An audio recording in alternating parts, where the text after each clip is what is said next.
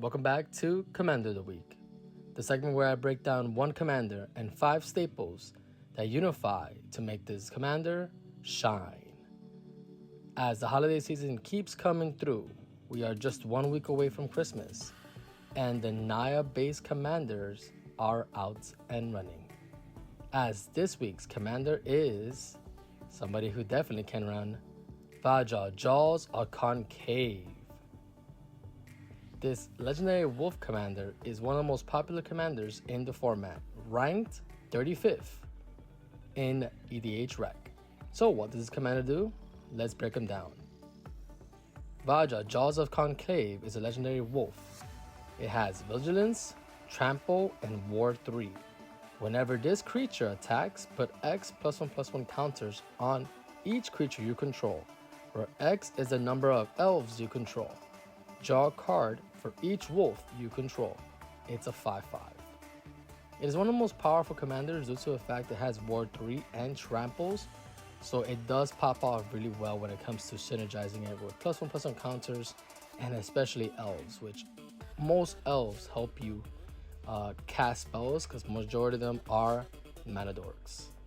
So entering the staples. Staple number 1 is Elfish Archdruid. 1 colorless, 2 green. Creature Elf Druid. Other elves you control get +1/+1.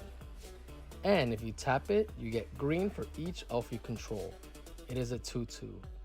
This is one of the best ramping druids elves out there because each elf will give you an additional green mana source. And on top of that, it also pumps them up. So it's a good synergy when it comes to just elf-based cards and creatures. Moving forward, we have Shalar and Halar. 1 colorless and Naya, legendary creature, angel elf. Flying and vigilance. Whenever 1 or more +1/+1 counters are put to a creature you control, this creature deals that much damage to a target opponent. It is a 3/3. So once again, once they see Elfish Archdruid, your elves will get a +1/+1 counter. So if you have 3 elves, that's 3 damage to target opponent. And on top of that, with your commander, it gets bigger and bigger because of each elves that are around, giving more synergy and more damage. So overall, this is one of the good cards to have on the board with your commander. Staple number 3, Elfish Warmaster. Colorless and green. Whenever 1 or more elves you control enter the battlefield under your control, create a 1/1 green elf warrior creature token. This ability only triggers once per turn. Tap 5 colorless and 2 green. Elves you control get +2/+2 and Death Touch until the end of the turn. It's also a 2/2. So this card really pops off because every single time elf enters the battlefield, which majority of this deck is going to be elf based, you get an additional one.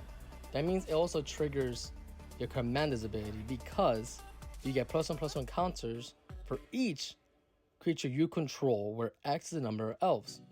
So this pops off and gives you an elf each turn. Let's say you have him out turn 2. By the time your commander's out and turn 5, there's 5 other elves.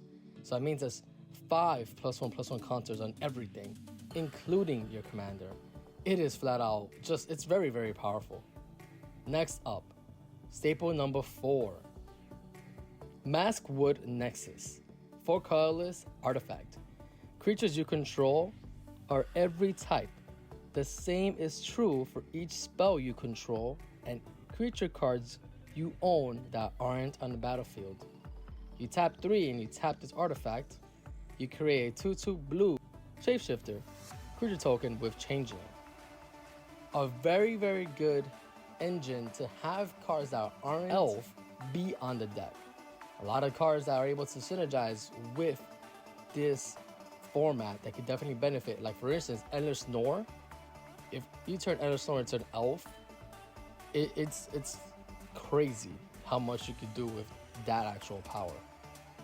Next up, and the last staple, a fan favorite for Gruul and for Naya, Rhythm of the Wild. 1 colorless, red and green enchantment. Creature spells you control can be countered. Non-token creatures you control have Riot, which means you're able to put either haste or a +1/+1 counter on it. This gives you the ability to be able to tap your creatures on demand, so or your mana dorks or your elves or your activated abilities, you get them quicker. And on top of that, you get +1/+1 counter on the creatures if you choose to, which allows cards like Shalai and Halar to pop off and do damage. So what do you guys think about this commander? Have you used him before? I'm mostly sure a lot of people have used this commander before because of how powerful and popular it is. So let me know in the comments below, and don't forget to like, share, comment, and subscribe for more Magic the Gathering fun.